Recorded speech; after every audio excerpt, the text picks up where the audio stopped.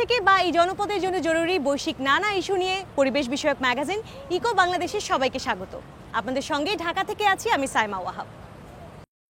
পোশাক কিংবা ইলেকট্রনিক্স, বিশ্বের প্রায় 90% পণ্য রপ্তানি হয় জাহাজে করে। বাংলাদেশেও অনেক বড় বড় কন্টেইনার জাহাজে এসব পণ্য রপ্তানি করা হয়। কিন্তু এই জাহাজগুলোর জীবনকাল যখন শেষ হয়, কোথায় যায় তারা? তাদের একটা বড় অংশ আসে শিপ ব্রেকিং ইয়ার্ডে। চট্টগ্রামের সীতাকুণ্ডে এই মুহূর্তে 40টারও বেশি শিপ ব্রেকিং ইয়ার্ড চালু রয়েছে। জাহাজ ভাঙা একটি লাভজনক ব্যবসা, তবে এর স্বাস্থ্য ও পরিবেশগত ঝুঁকিও মারাত্মক। উপকূলের কাছেই মাছ ধরেন ৩৩ বছর বয়সী সুদেব দাস। শৈশব থেকেই এই পেশায় জড়িত। বলেন, মাছ পান না আগের মতো।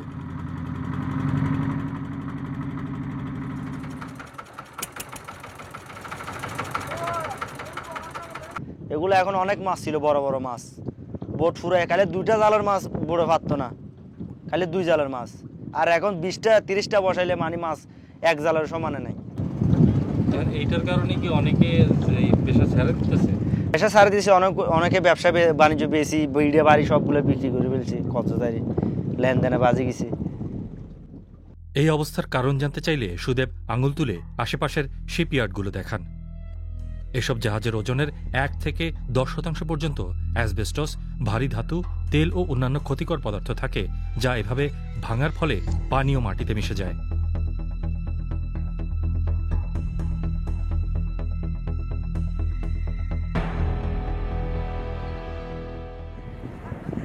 বাংলাদেশের বৃহত্তম বন্দরনগরী চট্টগ্রামের উত্তর পূর্বে সীতাকুণ্ড ও ফৌজদারহাট। এখানকার উপকূলে প্রায় 20 কিলোমিটার এলাকা জুড়ে 40টি শিপ ব্রেকিং ইয়ার্ড এখন চালু আছে। এই উপকূলের প্রাণ বৈচিত্র্য, মাটি ও পানির গুণ নিয়ে গবেষণা করেন প্রবাল বড়ুয়া। গত 20 বছরে প্রায় 25 প্রকার সামুদ্রিক মাছ চট্টগ্রাম সীতাকুণ্ড উপকূল জুড়ে জেলেরা খুঁজে পাচ্ছে না। এই যে আমরা যে সামুদ্রিক জীববৈচিত্র্যের একটা গুরুত্বপূর্ণ উপাদান যে ম্যাক্রোব্যান্থোস, শামুক, ঝিনুক, ঐরকিড, সেটা এখন প্রায় বিলুপ্তির পথে চলে গেছে চট্টগ্রামে। সীতাকুণ্ডের ভাটিয়ারি এলাকায় পরিচয় প্রকাশে অনিচ্ছুক এক শ্রমিকের সঙ্গে দেখা হয় আমাদের।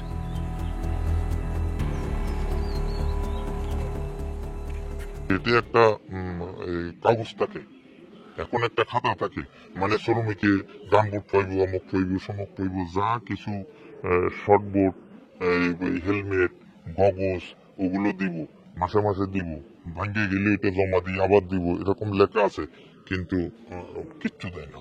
এই যে মাস্ক দেয় না, এই আমরা তো নিজের শরীর বাঁচানোর জন্য এই গামছা টামছা কিছু একটা তেনা দিয়ে আমরা মুখে বাঁধি। এনজিওগুলো বলছে, অত্যন্ত ঝুঁকিপূর্ণ এই কাজে নিয়োজিত শ্রমিকরা প্রায় দুর্ঘটনার শিকার হন। শুধু 2022 সালেই অন্তত 10টি মৃত্যু ও 33 জনের আহত হবার তথ্য দিচ্ছে তারা। কিন্তু শ্রমিকদের স্বাস্থ্য ঝুঁকি আরও অনেক বেশি। জাহাজ ভাঙা শিল্পের স্বাস্থ্য ও পরিবেশগত ঝুঁকি প্রতিরোধে কি করা হচ্ছে তা জানতে আমরা যাই চট্টগ্রামের পরিবেশ অধিদপ্তরে। পরিবেশ বিপর্যয়ের যেসব গবেষণা হচ্ছে তা নিয়ে তাদের মাথা ব্যথা খুব একটা আছে বলে মনে হলো না। এই অঞ্চলে হয়তো হেভি মেটালের কিছু হেভি মেটালের, হ্যাঁ, আমাদের যেটা আমরা যদি এগুলাকে আরো বেশি সংশ্লিষ্ট দপ্তর যারা আছে, আমরা বা অন্যান্য দপ্তর যারা আছে, সেটা যদি আমরা গবেষণা করি, সেটা তো অবশ্যই বেটার।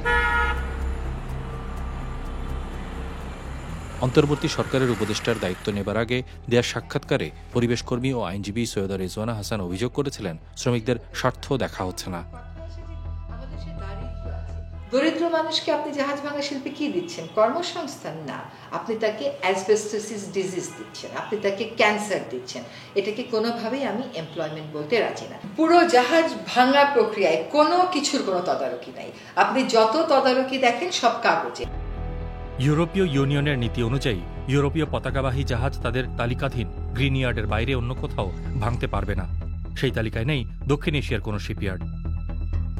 অথচ এই নিয়ম ভেঙে এখনও ইউরোপীয় পতাকাবাহী জাহাজ বাংলাদেশ ও দক্ষিণ এশিয়ায় আসছে বলে তথ্য দিচ্ছে আন্তর্জাতিক এনজিওগুলো। ডয়চে ভেলের হাতে আসা নথিতেও দেখা যাচ্ছে পতাকা বদলে জাহাজগুলো পৌঁছে যাচ্ছে দক্ষিণ এশিয়ায়।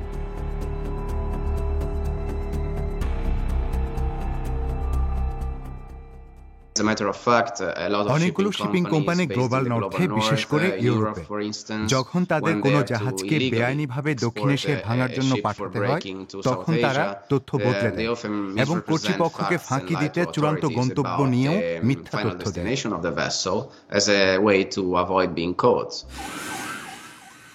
তবে এই শিল্প বাংলাদেশের অর্থনীতিতে কিছুটা হলেও অবদান রাখছে। ইস্পাতের যোগান দিচ্ছে, করছে গরিব শ্রমিকদের কর্মসংস্থান। সম্প্রতি বাংলাদেশ জাহাজ ভাঙা সংক্রান্ত আন্তর্জাতিক আইন হংকং কনভেনশনে সই করেছে। দক্ষিণ এশিয়ায় এর আগে আইনটির বৈধতা দিয়েছে ভারত। আমরা এসেছি সম্প্রতি হংকং কনভেনশন মেনে সংস্কার করা হয়েছে এমন একটি শিপ ব্রেকিং ইয়ার্ডে। অ্যাসবেস্টস এটা সেপারেট করার জন্য টোটাল একটা প্ল্যান্ট দরকার, ওটা আমরা ইউরোপ থেকে ইম্পোর্ট করছি এবং যতদিন টিএসডিএফ না হবে ততদিন আমাদের নিজস্ব এখানে ডিকন্টামিনেশন ইউনিট আছে, আমরা এটা এখানে প্রসেস করে প্রিজার্ভ করতে পারবো।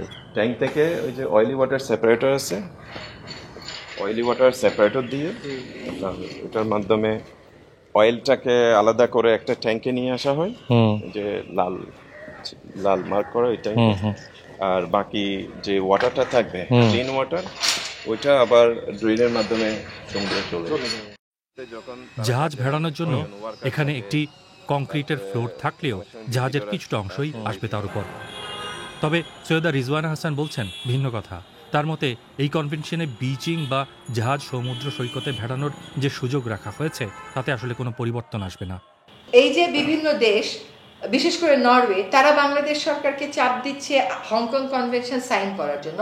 হংকং তো আসলে বিচিংটাকে পারমিট করে, নরওয়ে কি তার দেশে বিচিং করে জাহাজ ভাঙা পারমিট করবে? বাংলাদেশ সরকারকেও ইউরোপিয়ান স্ট্যান্ডার্ড মানতে হবে। কিছু কিছু জায়গায় আপনি স্ট্যান্ডার্ড ডিফারেন্ট করতে পারেন না। যেভাবে জলপথে বাণিজ্য ও যোগাযোগ বাড়ছে, জাহাজ ভাঙার হার বাড়বে, এদের ভিড় বাড়বে দক্ষিণ এশিয়ার সৈকতগুলোতেও। আন্তর্জাতিক আইনের মানগত ব্যবধান ও ফাঁক বন্ধ করা গেলেই শুধু একটি সুস্থ জাহাজ ভাঙা শিল্প গড়া সম্ভব। পশ্চিম ইউরোপে, বিশেষ করে বেলজিয়ামেও জাহাজ ভাঙার কাজ করা হয়। তবে যতটা এশিয়ায় হয় এই সংখ্যা তার চেয়ে অনেক কম। নানা রকমের বিধিনিষেধ ও পরিবেশগত ঝুঁকি এই কাজটিকে অনেক বেশি খরচে করে তুলেছে। তবে এই জাহাজগুলো অনেক বেশি গুরুত্বপূর্ণ উপাদান ও কাঁচামালের যোগান দেয়। খুবই আকর্ষণীয় কাজ, প্রতিদিনই ভিন্ন, এক একদিন এক এক রকমের জাহাজ, তাই কাজের পদ্ধতিও ভিন্ন। আপনি চাইলে এক একদিন এক এক রকমের কাজ করতে পারেন। একদিকে তাপমাত্রা হিমাঙ্কের কাছাকাছি, অন্যদিকে ঝিরিঝিরি বৃষ্টি, এরপরও তার উৎসাহের কমতি নেই। 20 জনের এই দল খুব ভালো করেই জাহাজের ভেতর বাইরের খুঁটিনাটি সম্পর্কে জানে। যেমন নৌবাহিনীর এই জাহাজগুলো থেকে ঠিক কি পাওয়া যেতে পারে তা তাদের জানা। আমাদের কাছে এগুলো অনেক আকর্ষণীয়। জাহাজগুলোতে দামি ধাতু রয়েছে,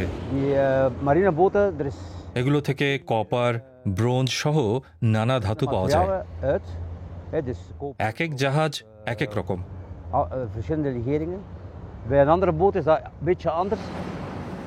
বেলজিয়ামের এই শিপ রিসাইক্লিং ইয়ার্ডে প্রতিটি ধাতু নিখুঁতভাবে আলাদা করা হয়, প্রয়োজন অনুযায়ী বর্জ্য ব্যবস্থাপনা করা হয়।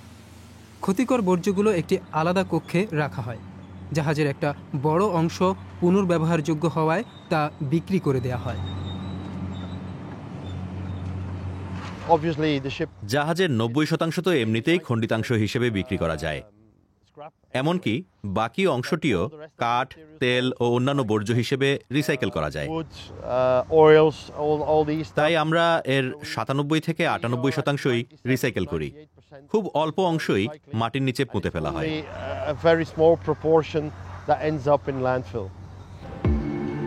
ইস্পাত বিশেষভাবে আলাদা করা হয়, নতুন জাহাজ বানাতে তা কাজে লাগানো হয়। পেটার ভ্যান্টিন জানান, বেলজিয়ামের সংশ্লিষ্ট কর্তৃপক্ষ 3 মাস পর পর নিরাপত্তা মান তদারকি করতে বা সবাই সুরক্ষা পোশাক পরছে কিনা তা দেখতে আসে। এশিয়াতে কি পরিস্থিতিতে কাজ হয় তা সম্পর্কে এখানকার কর্মীরা ভালোভাবেই জানেন।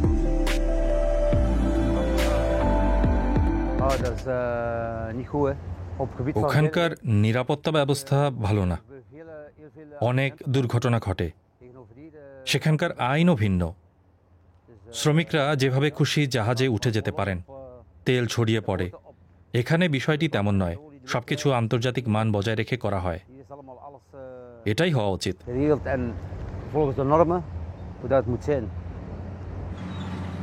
কিন্তু বড় কন্টেইনার জাহাজ এখানে আসে না। ছোট ছোট মাছ ধরার ট্রলার বা কখনো কখনো নৌবাহিনী বা পুলিশের বোট আসে। এমনকি সবচেয়ে বড় শিপিং কোম্পানিগুলো তাদের জাহাজ ভাঙার জন্য এশিয়া বা তুরস্কে পাঠায়, কারণ সেখানে এই কাজ খুবই সস্তা। পরিবেশ ও শ্রমিক সুরক্ষার আন্তর্জাতিক মান বজায় রেখে জাহাজ ভাঙে ইউরোপীয় ইউনিয়নের শিপইয়ার্ডের তেমন একটি তালিকা আছে। ইউরোপে আমাদের সবকিছুই আইনের মাধ্যমে নিয়ন্ত্রিত। তুরস্কে অতটা নয়, এশিয়াতে তো প্রশ্নই ওঠে না। ইইউর তালিকায় তুরস্কের 9টি ইয়ার্ড আছে। তারা ইউরোপীয় মানের না হয়েও তালিকায় আছে। এর ফলে তারা বাজার দখল করে নিচ্ছে।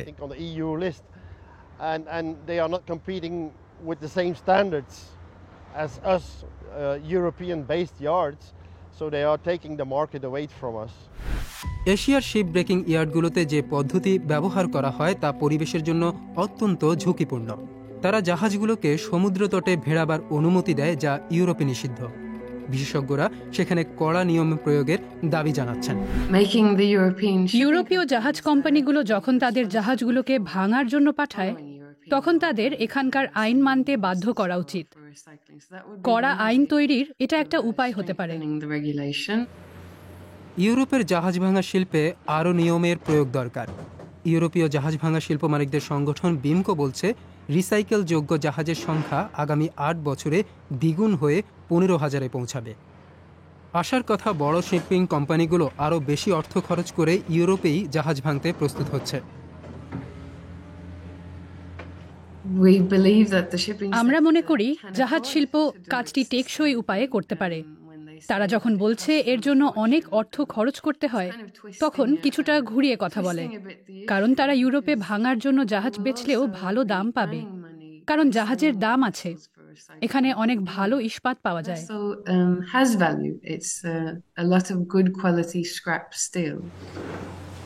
তবে পেটার ভেন্টিনের কিছুটা সন্দেহ আছে। তার শিপইয়ার্ড 10 বছর আগে ইইউ সনদ পেয়েছে। তিনি মনে করেন জাহাজ মালিকদের বিশাল লবি আছে, তারা কোনো না কোনোভাবে ইউরোপে জাহাজ ভাঙা এড়াতে পারে। এশিয়ান শিপইয়ার্ডগুলোকে তালিকায় ঢোকানোর জন্য তারা বর্জ্য পরিবহনের নিয়ম বদলাচ্ছে।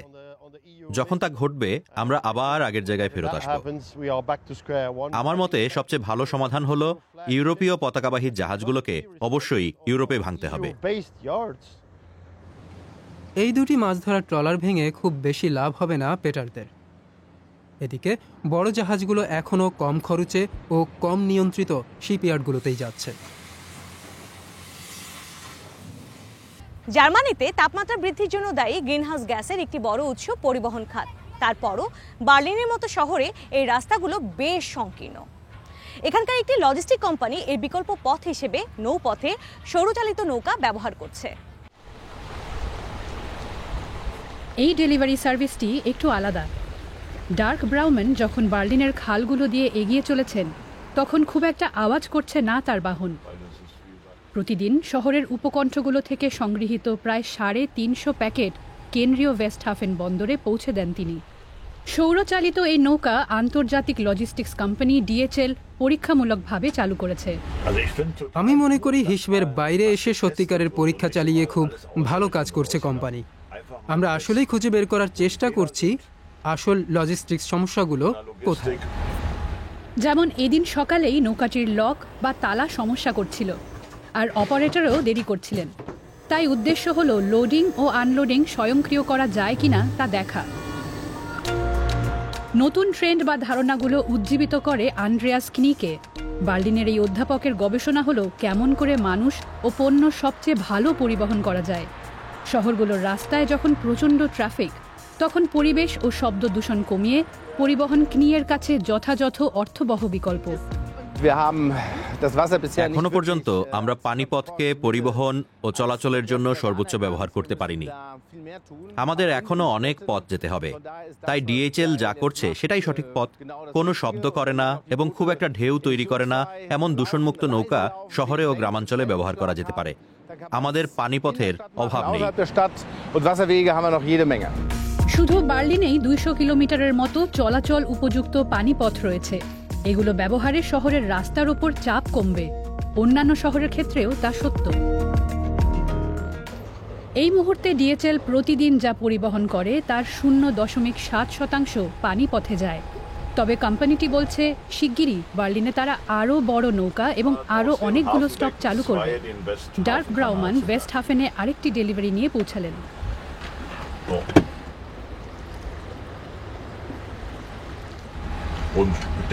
অনেক সম্ভাবনা আছে। একটি বোটে 2টি ট্রাকের সমান পণ্য আনবে। এটা অবশ্যই একটা ভালো দিক। বন্দর এলাকায় আনলোডিংয়ে মাত্র কয়েক মিনিটই লাগে। এরপর এদের এই ইলেকট্রিক যানগুলোতে লোড করে চূড়ান্ত গন্তব্যে পৌঁছে দেওয়া হচ্ছে। ভবিষ্যৎ তো এমনই হওয়া উচিত।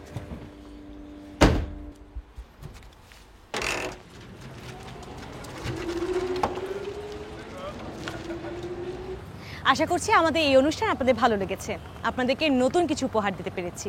আগামী অনুষ্ঠান দেখার আমন্ত্রণ রইল। ততক্ষণ পর্যন্ত ভালো থাকুন।